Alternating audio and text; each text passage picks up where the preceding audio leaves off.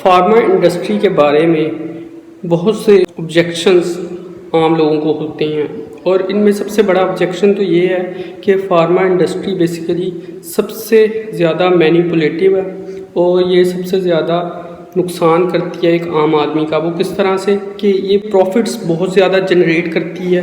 उसके अलावा यहाँ पर लोगों के अंदर एहसास नाम की कोई चीज़ नहीं है। ड्रग्स को बेसिकली महंगा बेचा जाता है अपने फ़ायदे के लिए।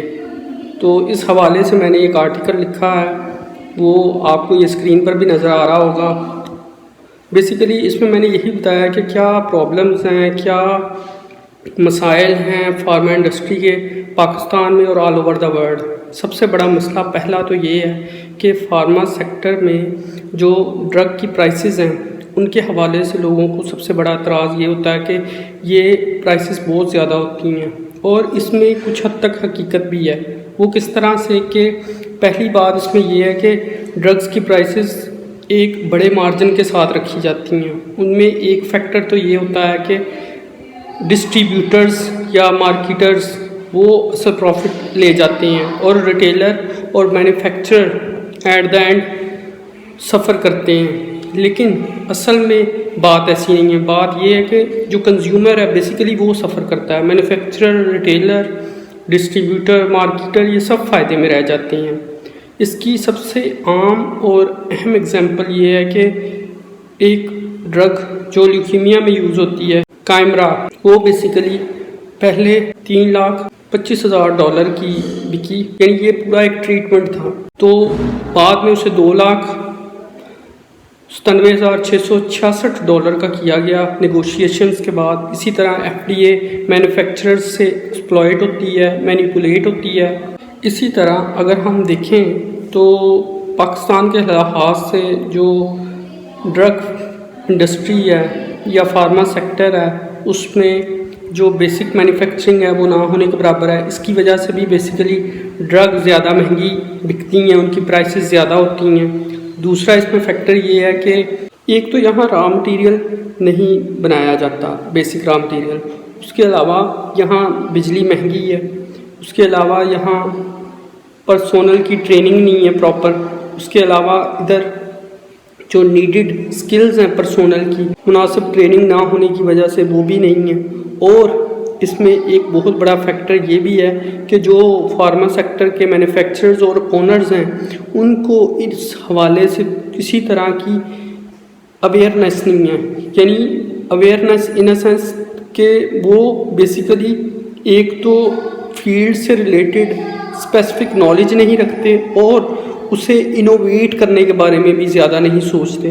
तो इस वजह से भी फार्मा सेक्टर में प्रॉब्लम्स बहुत ज़्यादा हैं। दूसरा ये प्रॉब्लम है कि क्वालिटी इम्प्रूवमेंट्स ना होने के बराबर हैं। यानी अगर एक इंडस्ट्री में QA का डिपार्टमेंट है तो वो सिर्फ गैप्स को फिल कर रहा है लेकिन उसकी इम्प्रूवमेंट के लिए कोई काम नहीं कर रहा।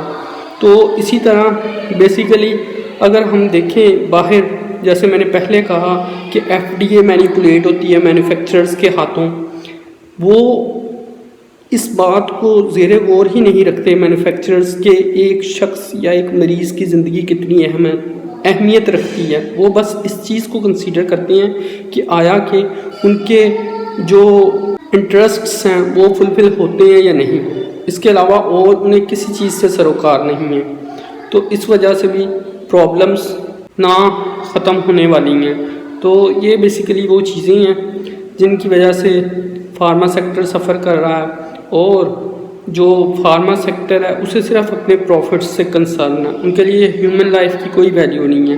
तो ये अगर एहसास उनमें पैदा हो जाए कि इंसानी ज़िंदगी कितनी अहम है तो फिर भी फार्मा सेक्टर के हालात बेहतर हो सकते हैं, प्राइसेस कम हो सकती हैं, वहाँ इनोवेशन आ सकती है, वहाँ इम्प्रूवमेंट्स आ सकती हैं। लेकिन उन्हें सिर्फ अपने प्रॉफिट से कंसर्न है, उनके इंटरेस्ट सिर्फ अपने प्रॉफिट के रिलेटेड हैं और उन्हें और किसी चीज़ से कंसर्न और गर्ज नहीं। जबकि इसी चीज़ को अगर हम कंपेयर करें इंडिया से तो वहाँ भी कुछ देर पहले यही हालात थे, लेकिन अब वहाँ रॉ मटेरियल खुद प्रोड्यूस वो करते हैं और इसकी वजह से बेसिकली वहाँ जो फार्मा सेक्टर है वो बहुत ज़्यादा तरक्की कर गया है। Actually India won the pharma sector. तो वो किस तरह उसने वोन किया था, that was the process which we all should follow to improve our pharma sector। उसमें यही चीज़ें इंक्लूड होंगी कि हम सबसे पहले तो जो बेसिक रॉ मटेरियल है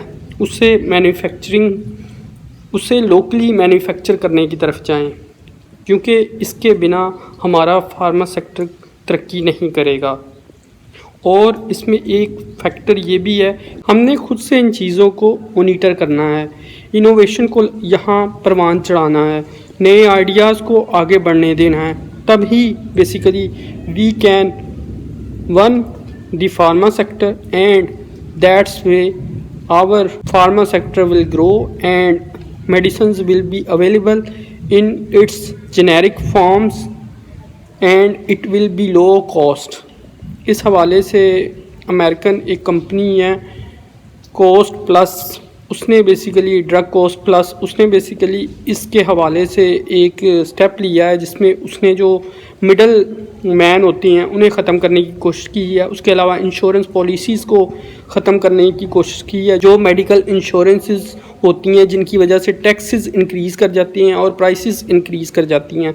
तो इसी तरह अगर हम इस प्रोसेस को फॉलो करें तो we can also reduce the prices of medicines and formation of different generics of a drug will help to attain this goal. इस हवाले से एक बहुत बड़ा प्रॉब्लम ये भी है कि अब कोई भी फार्मा कंपनी खुद से रिसर्च नहीं करती, खुद से कोई न्यू ड्रग डेवलप नहीं करती, और ये प्रोसेस वो बहुत रेयरली फॉलो करते हैं रिसर्च का, और उससे ना कोई न्यू ड्रग, न्यू जेनेरिक या न्यू इनोवेशन आ रही है फार्मा सेक्टर के लिए।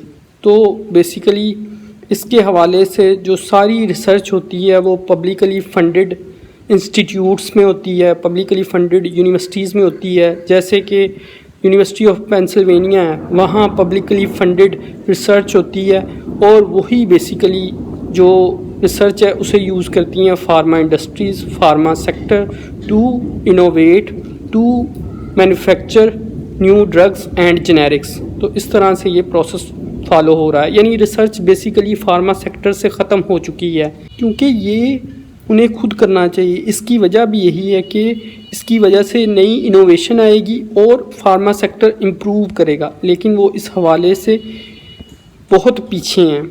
तो आप इस आर्टिकल को पढ़िए और इसके हवाले से अपनी राय का भी नीचे कमेंट बॉक्स में इजहार करें। Thank you.